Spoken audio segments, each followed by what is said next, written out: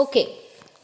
రాముడు లంకలో రావణాసుని చంపిన తర్వాత ఏమైందో తెలుసా? తెలీదా? ఓకే. అయితే ఇప్పుడు రాముడు సీత కలిసారు కదా. కలిసిన తర్వాత ఏం చేసిండు రాముడు? విభీషణుడిని లంకకి కింగ్ని చేశాడనమాట. చేసిన తర్వాత ఇంకా వాళ్ళు అయోధ్యకి బ్యాక్ వెళ్ళిపోవాలి కదా. సో అప్పుడు ఏం చేస్తారు వాళ్ళు? ఇంటికి వెళ్దామంటే వాళ్ళ దగ్గర ఏం లేదు వెహికల్. వచ్చేటప్పుడు ఎట్లా వచ్చింది వాళ్ళు?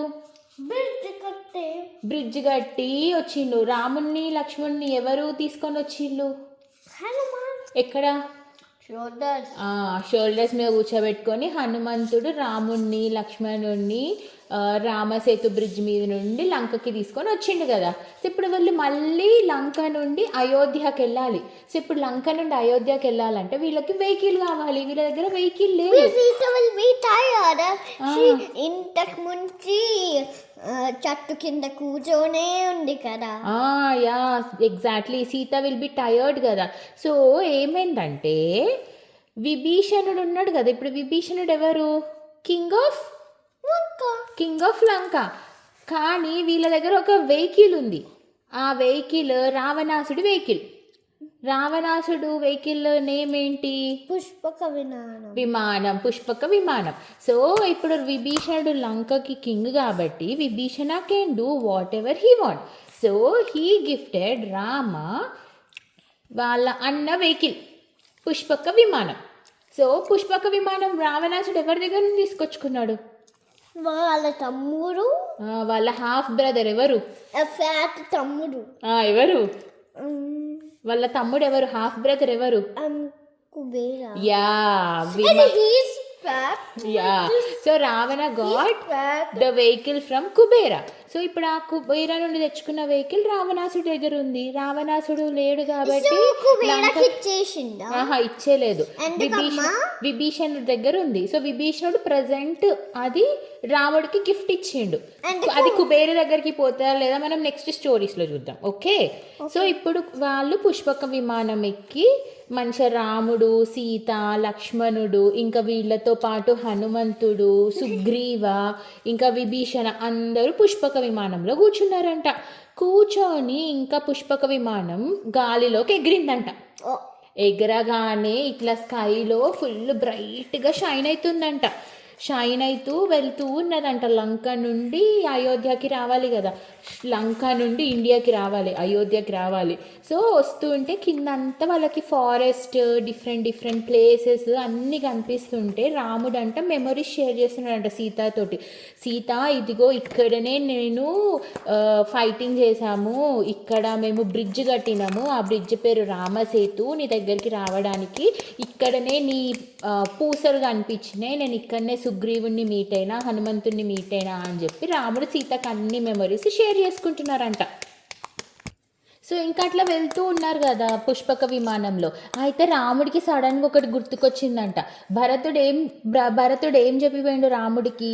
రాముడి దగ్గరికి వచ్చినప్పుడు నేను అయోధ్య బయటనే ఉంటాను, నేను కూడా ఒక హట్ వేసుకొని నేను కూడా ఇట్లనే ఏమీ లైక్ హ్యాపీనెస్ లైక్ కింగ్డమ్లో ఉండి నేను ఒక కింగ్ లాగా ఉండాను, ఎప్పటికీ నువ్వే కింగ్, నీ చెప్పులని హట్లో పెట్టుకొని నేను జస్ట్ ఒక మినిస్టర్ లాగా యాక్ట్ చేస్తాను అని చెప్తాడు. చెప్పి ఏమంటాడు? నువ్వు గనక 14 years అయిన తర్వాత 1 minute అయినా నువ్వు లేట్గా వస్తే నేను పోయి బాయిలో దూకి చనిపోతా అని చెప్తాడు భరతుడు. అయితే వీళ్ళు ఎగ్జాక్ట్గా 14 years ఇట్లా కంప్లీట్ అయ్యే ముందు లంక నుండి స్టార్ట్ అయ్యిందంట అయోధ్యకి. సో ఇప్పుడు రాముడికి అది సడన్గా గుర్తుకొచ్చి హనుమంతుడిని చెప్పిండంట, హనుమా నువ్వు కొంచెం వెళ్ళి నా తమ్ముడు భరతుడు ఎక్కడున్నాడో ఫైండ్ అవుట్ చేయి. But it is Hanuman has powers, he can fly right. Hanuman sun దగ్గర కూడా పోయిండు. He can fly, he has super powers కదా. He can fly, he can jump, he can do anything in the clouds. So Pushpaka Vimanam నుండి బయటికి వచ్చి fly చేసుకుంటే అయోధ్యకి వెళ్ళిపోయిందంట హనుమంతుడు జుయ్యి అని చెప్పేసి.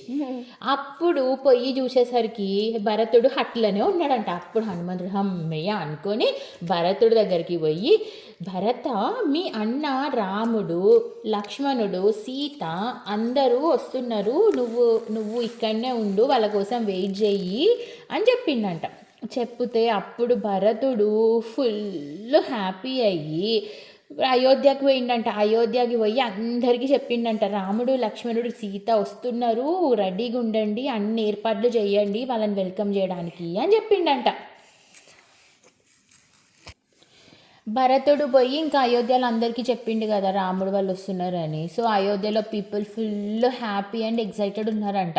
సో ఇంకా వాళ్ళు ఏం చేసిళ్ళు, మొత్తం వాళ్ళ స్ట్రీట్స్ అన్నీ ఊడవడము, క్లీన్ చేయడము, వాళ్ళ హౌస్కి తోరణాలు కట్టుకోవడము, మొత్తం ముగ్గులు వేయడము, కలర్స్ నింపడం, ఇదంతా చేస్తున్నారంట. ఇంకా వాళ్ళ ఊరంతా చిన్న చిన్న దీపాలు పెట్టిళ్ళంట చీకటి ఉండకుండా. ఇంకా అప్పుడు సడన్గా ఒక ఫ్లయింగ్ చారియట్ వచ్చి ఆగిందంట. ఆగగానే అందరు వచ్చిళ్ళంట, మొత్తం అయోధ్య జనాలు అందరు వచ్చిళ్ళంట.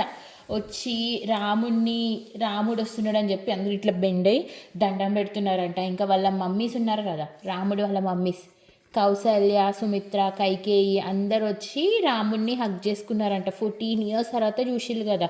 సీత అందరు వాళ్ళ అత్తల కాళ్ళు మొక్కిందంట, వెళ్ళి అందరు కాళ్ళు మొక్కి హగ్ చేసుకున్నదంట. తర్వాత అందరూ ఫుల్ గ్రాండ్గా సెలబ్రేట్ చేసుకున్నారంట. ఏం సాంగ్ నీకు తెలుసు కదా, రాముడు అయోధ్యకి రిటర్న్ వచ్చినాక ఒక పాట వస్తుంది, ఒక సాంగ్ తెలుసు కదా నీకు. ఇంకా అందరూ కలిసి రాముడిని ఇంటికి తీసుకొని వెళ్ళిళ్ళంట. రాముడిని, సీతని, లక్ష్మణుడిని, హనుమంతుడిని, సుగ్రీవుడిని, విభీషణ్ని అందరిని తీసుకొని ఇంటికి వెళ్ళిళ్ళంట. ఇంటికి వెళ్ళినాక నెక్స్ట్ డే ఏంటిదో తెలుసా, it is a very big day. రాముడిని కింగ్ చేస్తున్నారు. సో ఏం చేసిళ్ళంట, ఫుల్ అరేంజ్మెంట్స్ చేసిళ్ళంట రాముడిని కింగ్ చేయడానికి. అంత బ్యూటిఫుల్గా డెకరేట్ చేసిళ్ళంట ఆ ప్యాలెస్ అంతా బ్యూటిఫుల్ డెకరేట్ చేసిన తర్వాత రాముడు వచ్చిండంట. రాముడు, సీత మంచిగా ప్రిటీగా రెడీ అయ్యి వచ్చిందంట. సో రాముడు కూర్చున్నాడంట చైర్ మీద, ఆయన క్రోన్ మీద, గోల్డెన్ క్రోన్ మీద కూర్చున్నాడంట. కూర్చున్నాక ఎవరు వచ్చి కూర్చున్నారు ఆయన పక్కకి, రాముడి పక్కన ఎవరు కూర్చుంటారు, సీత వచ్చింది. సీత వచ్చి పక్కకు కూర్చుందంట. భరతుడేమో అంబరిలా పట్టుకున్నాడంట, పెద్ద అంబరిలా పట్టుకున్నాడంట వాళ్ళిద్దరి మీద, తలకాయ మీద.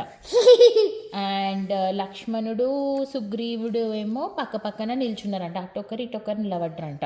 తర్వాత వాళ్ళ ముందు ఎవరు కూర్చుంటారు, లవకుశ ఇంకా పుట్టలేదు. వాళ్ళ ముందు ఎవరు కూర్చుంటారు, రాముడి సీత ముందు ఎవరుంటారు, హనుమంతుడు కూర్చున్నాడంట.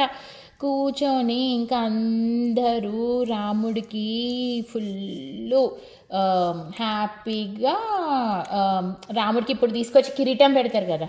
రాముడికి కిరీటం ఎవరు పెడతారు, వాళ్ళ అయోధ్యలో ఎవరు ఉంటారు, వాళ్ళ గురువులు ఎవరు, రాముడి గురువు ఎవరు, వాళ్ళ మమ్మీ అండ్ వాళ్ళ డాడీ. గురువు teacher. Who is Rama's teacher? Teacher పెట్టారు. వాళ్ళ టీచర్ ఎవరు, చిన్నప్పటి నుండి వాళ్ళకి ఎవరు ఉంటారు అక్కడ, వశిష్ఠ మహర్షి తీసుకొచ్చి కిరీటం పెట్టిండు. ఎందుకు, దశరథ మహారాజు లేడు కదా, దశరథ మహారాజు ఉంటే దశరథ మహారాజు పెడతారు. చెప్పినా కదా రఘువంశంలో లేడీస్ ఎక్కడికి పోరని సెలబ్రేషన్స్కి, ఓన్లీ మెన్నే పోతారు. సో వాళ్ళ మమ్మీ వాళ్ళు పెట్టారనమాట. దశరథ మహారాజు లేడు కదా, గాడ్ దగ్గరికి వెళ్ళిపోయాడు కదా, అందుకని చెప్పేసి ఇంకా రాడు, గాడ్ దగ్గరికి వెళ్ళిపోయాడు. సో వశిష్ఠ మహర్షి పెడతాడు అనమాట. పెట్టిన తర్వాత ఏమవుతుందంటే హనుమంతుడికి ఒక సర్ప్రైజ్ ఉంటుంది. సీత హనుమాన్కి ఒక సర్ప్రైజ్ ఇస్తుంది అనమాట. సో సీతకి హనుమంతుడు హెల్ప్ చేసిండు కదా. నీకు గుర్తుందా, లంకకి సీతని ఫస్ట్ ఎవరు చూస్తారో, లంకకి వెళ్ళి హనుమంతుడేనా? అప్పుడు ఏమంటది సీత హనుమంతుడిని, కోతి, ఏ కోతి నువ్వేం చేస్తున్నావు ఇక్కడ అంటదా లేదా, అట్లా అంటది కదా. అన్న తర్వాత రాముడిని తీసుకొని వస్తాడు, తర్వాత ఫైటింగ్కి హెల్ప్ చేస్తాడు కదా, లక్ష్మణుడికి సేవ్ చేస్తాడు సంజీవని తీసుకొచ్చి. సో సీత హనుమంతుడికి ఒక బ్యూటిఫుల్ పర్ల్ చైన్ ఇచ్చిందంట గిఫ్ట్. ఆ పర్ల్ చైన్ ఇచ్చి హనుమంతుడి దగ్గర ఒక ప్రామిస్ తీసుకుందంట, నువ్వు ఏ సిచ్యువేషన్లో అయినా రాముడిని వదిలిపెట్టి వెళ్ళొద్దు, రాముడికి ఎప్పుడు హెల్ప్ కావాలన్నా నువ్వు అక్కడ ఉండాలి అని చెప్పిందంట. చెప్పి ఇంకా ప్రామిస్ తీసుకుందంట హనుమంతుడి దగ్గర. సో ఇప్పుడు నెక్స్ట్ ఏమవుతుందో మనం నెక్స్ట్ స్టోరీస్లో నేర్చుకుందాం.